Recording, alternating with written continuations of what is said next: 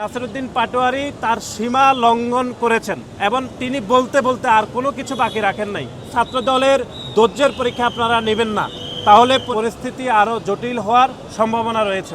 গত কয়েকদিন যাবৎ যে এনসিপি যে পদযাত্রা করছে জুলাই আগস্ট উপলক্ষে, তারা পদযাত্রার নাম করে তারা বিভিন্ন অঞ্চলে বাংলাদেশ জাতীয়তাবাদী দল এবং বিএনপির যারা গুরুত্বপূর্ণ সিনিয়র নেতৃবৃন্দ, যারা গণতান্ত্রিক আন্দোলনে নেতৃত্ব দিয়েছিলেন, তাদেরকে উদ্দেশ্য প্রণোদিতভাবে হেয় করার জন্য, সামাজিকভাবে ওনাদেরকে ছোট করার জন্য, বিশেষ করে নাসিরউদ্দিন পাটোয়ারি এনসিপির শীর্ষ নেতা যে অশালীন, কুরুচিপূর্ণ এবং বিভ্রান্তকর বক্তব্য দিচ্ছে, সেটি দ্বারাই প্রমাণিত হয় যে তারা পরিস্থিতিকে জটিল করার জন্য এবং যে একটি সৌহার্দ্যপূর্ণ সম্পর্ক রয়েছে রাজনীতিতে, সেটিকে নষ্ট করার জন্য তারা এরকম বক্তব্য দিচ্ছে।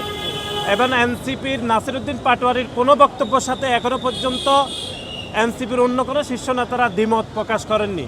এমনকি অনেকে বলছেন যে জামাত ইসলামের আমির যে বক্তব্যগুলো নিজে দেন না, সেই বক্তব্যগুলো তিনি নাসিরউদ্দিন পাটোয়ারিকে দিয়ে দেওয়ান। এবং আমরা খেয়াল করে দেখেছেন আপনারা যে নাসিরউদ্দিন পাটোয়ারি তার সীমা লঙ্ঘন করেছেন এবং তিনি বলতে বলতে আর কোনো কিছু বাকি রাখেন নাই।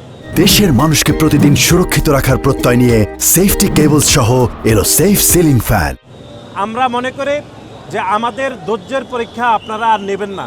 যদি বাংলাদেশ জাতীয়তাবাদী ছাত্রদল মনে করে যে আমাদের ধৈর্য শেষ হয়ে গেছে, তাহলে আমরা মনে করি পরিস্থিতি আরও জটিল হওয়ার সম্ভাবনা রয়েছে। এবং আজকে জগন্নাথ বিশ্ববিদ্যালয়ে ইউজিসির চেয়ারম্যান একটি স্বাভাবিক একটি প্রোগ্রামে গিয়েছিলেন।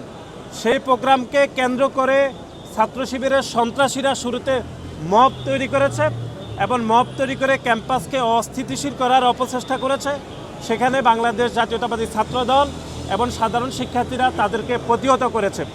এবং গতকাল রংপুরে বেগম রোকেয়া বিশ্ববিদ্যালয়ে ছাত্র শিবিরের সন্ত্রাসীরা প্রকাশ্যে অস্ত্র হাতে মহড়া দিয়েছে, কিন্তু আপনারা দেখেছেন বাংলাদেশের সুশীলরা তখন চুপচাপ ছিল এবং জামাত ইসলামের শীর্ষ নেতারা বাবা দিয়েছেন যে তারা নাকি রংপুর বেগম রোকেয়া বিশ্ববিদ্যালয় দখল করেছে। আমরা এটা তীব্র নিন্দা জানাই।